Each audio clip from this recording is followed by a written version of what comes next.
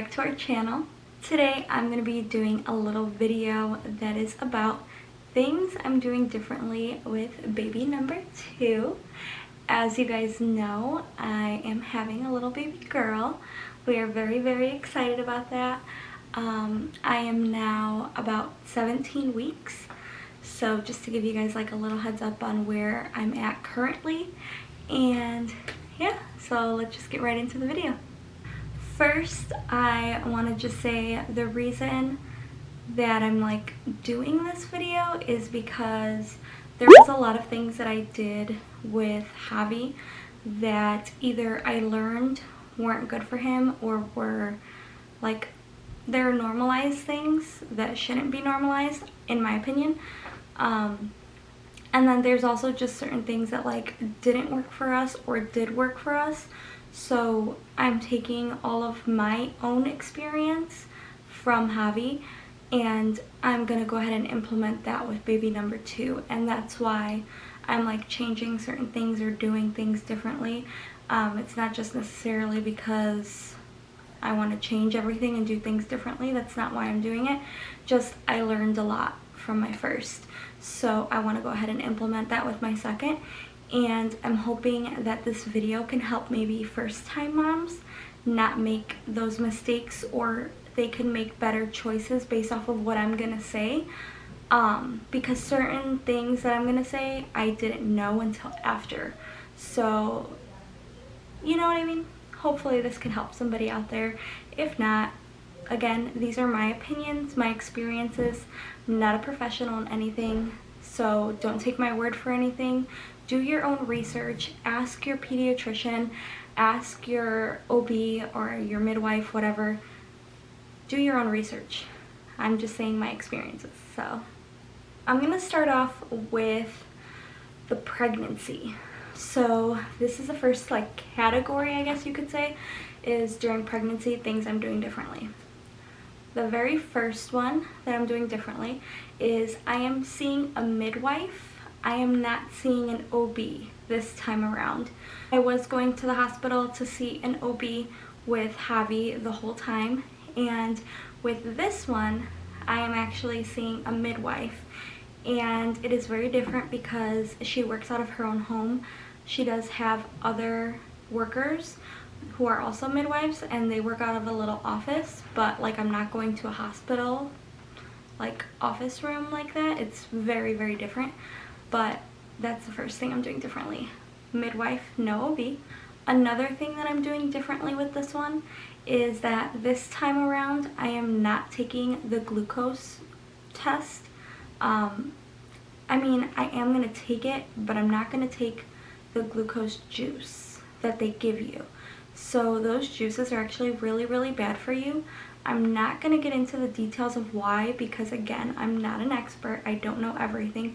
But the research that I have done on it, they're not good for you, especially when pregnant. So it's really like mind-boggling to me that they would even give this drink to you, and it's very normalized nowadays to just take that drink when it's not even good for you to take when you're pregnant. So it's crazy to me. But after I figured that out, I was really upset that I didn't know before I did it with Javi, because I did have that glucose juice, and I actually had to do it twice with Javi because I failed the first one.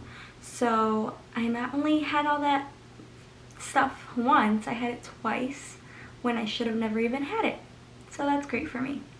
But this time around I'm gonna do either grape juice or like another natural type of juice that I can do. I'm gonna ask my midwife when it comes to that time what she recommends.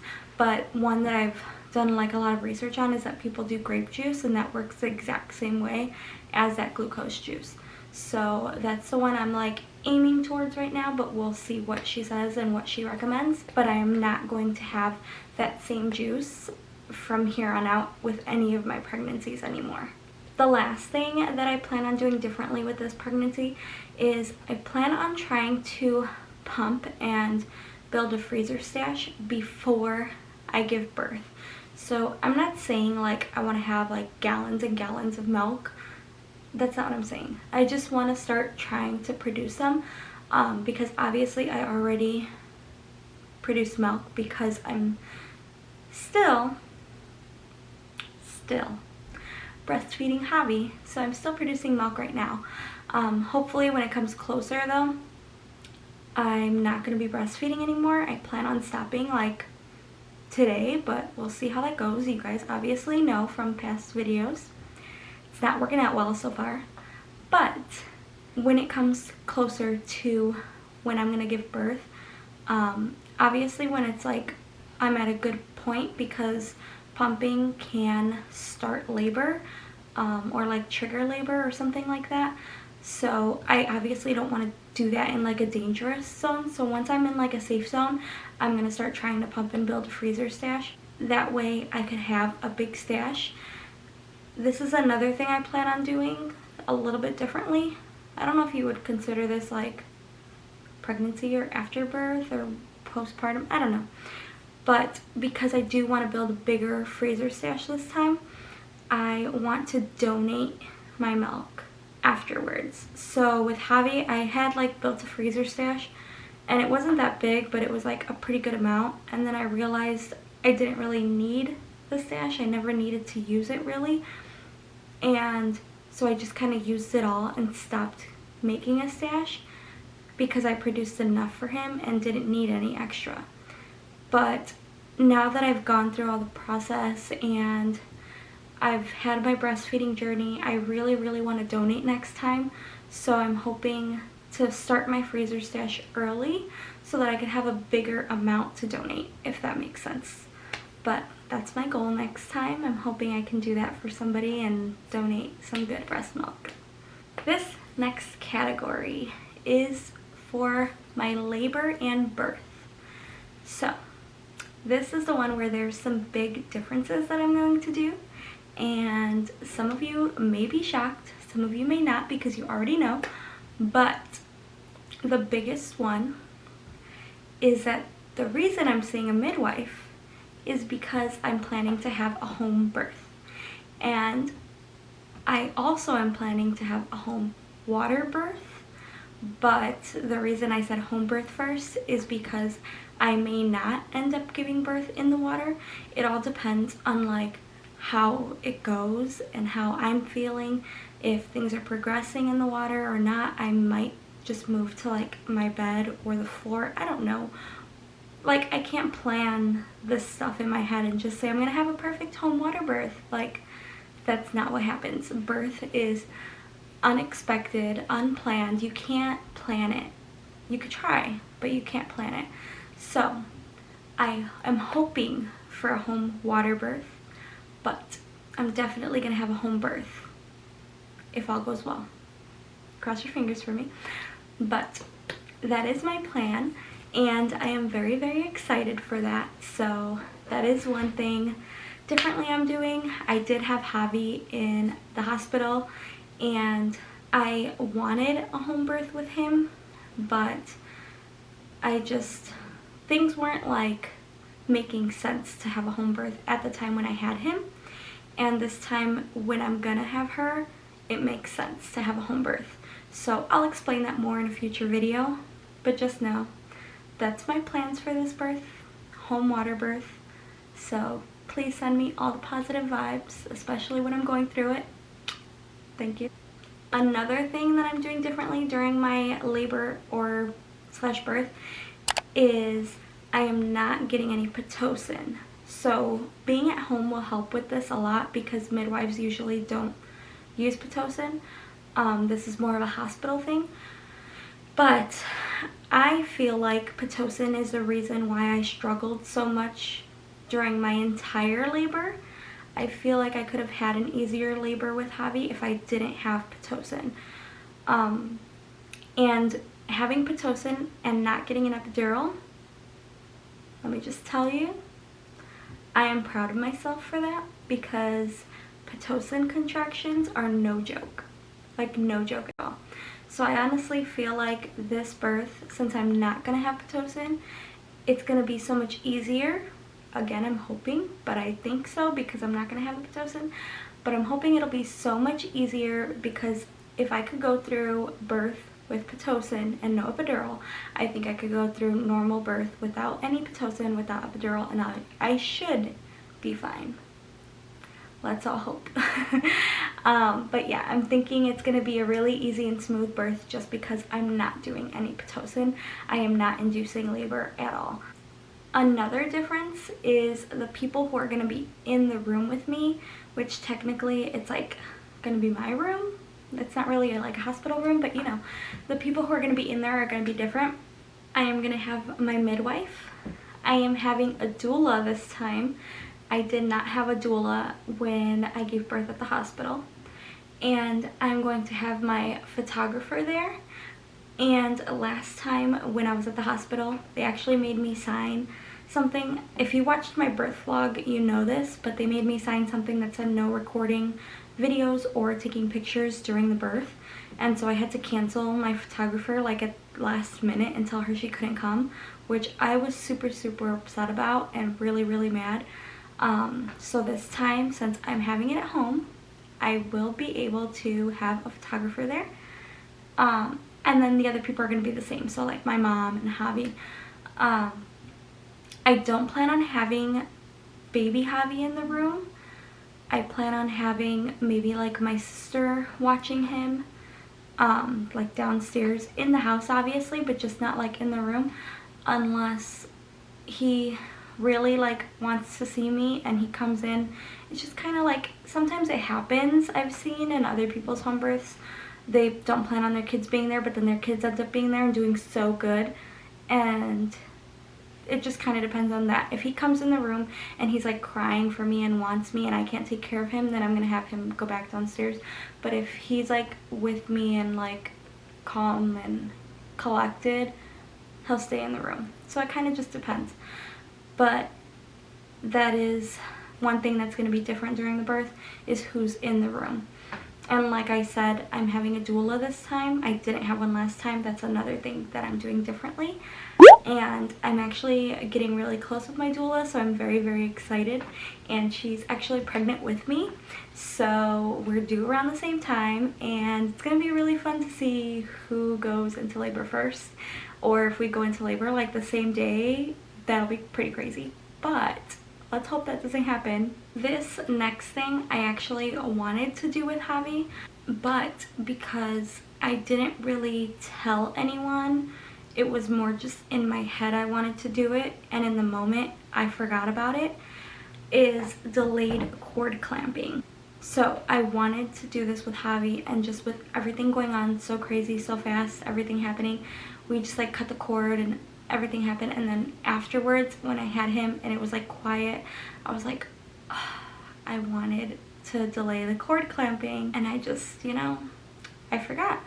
So this time, because I have a doula, she will be there to advocate what I want and be able to remind everyone while I'm in the heat of the moment and everything, that I don't want the cord to be clamped right away. I want it to be delayed. I want all of that blood to go to the baby first. Once the cord is white, then we will cut it. So that's something I am doing differently this time, only because last time it was forgotten about, kind of pushed aside. So I'm making sure we do that this time. Also, when I give birth, as soon as she's like on my chest, I want to have her latch right away. This was something I also wanted to do with Javi, and I didn't. Also because in the moment, I just didn't think of it. They actually like took him and cleaned him really quickly and then gave him to me. And I don't think I tried nursing like as soon as I had him. It wasn't until like one of the doctors were like, oh, try nursing, and then I did it. So for her, I want to go ahead and like have her on my chest, have that moment, and then have her latch right away. Also, like I said earlier, another thing I'm going to be doing differently is there's going to be a lot more video footage and a lot more pictures taken during this time, because I couldn't do it last time with Javi. They didn't allow me to. I want to film the whole birth, and I want a lot of pictures as well. So there is going to be a pretty good birth vlog, hopefully around that time. And then I'll have some good pictures to go with it too. So I'm very excited for that, because I look back at Javi's birth vlog all the time and I get so upset that I can't see. I can remember in my head, but I can't physically see any footage of him being born or of me having him, anything like that. And it makes me really, really upset, like thinking about that. So knowing that I'll have it with her makes me really happy. So now this category is for the newborn stage. These are some things I'm doing differently while she's a newborn. And the first one is I want to baby wear a lot. So I knew about baby wearing with Javi, but I never bought anything to do it until someone gave me a wrap, and I used it once, and then after that I felt like he was too big already because I waited so long. And I mean, I know some people baby wear up until like 2 years old, but for me personally, I just felt like he was too big for the wrap and I was scared he would fall. But I think that's like my mentality because I wasn't used to baby wearing at all. So with her, I want to baby wear her a lot.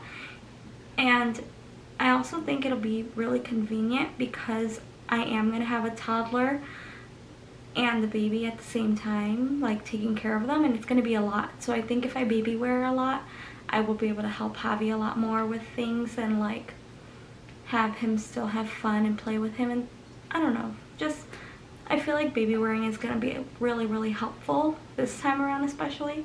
But I do wish I would have done it more with Javi. I don't know why it took me so long to get one and then why I didn't keep doing it. So helpful, like super helpful.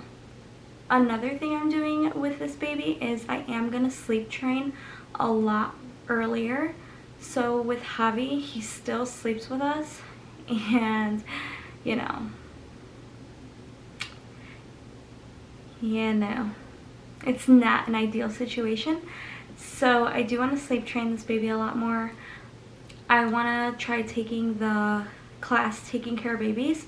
I hear a lot of good things about that, so I might take that like before I give birth or right after I give birth or something. I don't know. But sleep training is something I do want to do. But I will say I am not doing the cried out method at all. I want to go like the gentle parenting way of sleep training. So if you have any tips on that sleep training, please leave them below because I need them. But yeah. The last thing I kind of want to touch on is not really newborn because it's at 6 months, so they're not really a newborn anymore. They're like, but they're not a toddler yet, so they're like a baby, you know? They're in that stage. But something I want to do differently is that I am going to wait to give any solid food until 6 months. With Javi, our pediatrician told us at 4 months that he was fine to have rice cereal or oatmeal, and so we did it because that's what our pediatrician told us.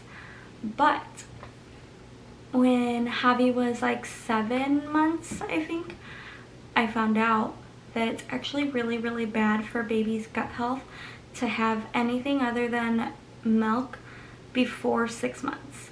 If they eat solid foods before 6 months, it could be really bad to their gut health, and I did not know this. So with this baby, I am going to wait until she's 6 months to give her anything, but I'm also not going to give her rice cereal or oatmeal because it actually has no nutritional value really for them. It's just like stuffing them for no reason.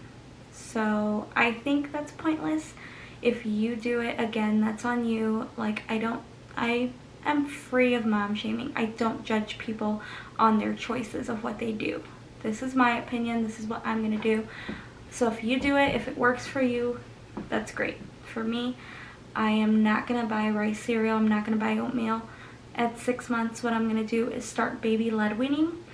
I did do baby lead weaning with Javi, but I think we didn't start until like 7 months. And like I said, starting at 4 months is when we started giving him like oatmeal. So I am not doing that again. This time she's going to be 6 months, baby lead weaning only. That's it. But that's pretty much it for this video. I really hope you guys enjoyed it. If you have any questions about certain things, why I'm doing them, if I didn't clarify something enough, or if you'd like more research on something, or my opinions on it, anything, any questions you have at all, either leave them down below or feel free to message me. I love talking about things that I've learned, especially if it's like something I did that was bad for him and I didn't know until now.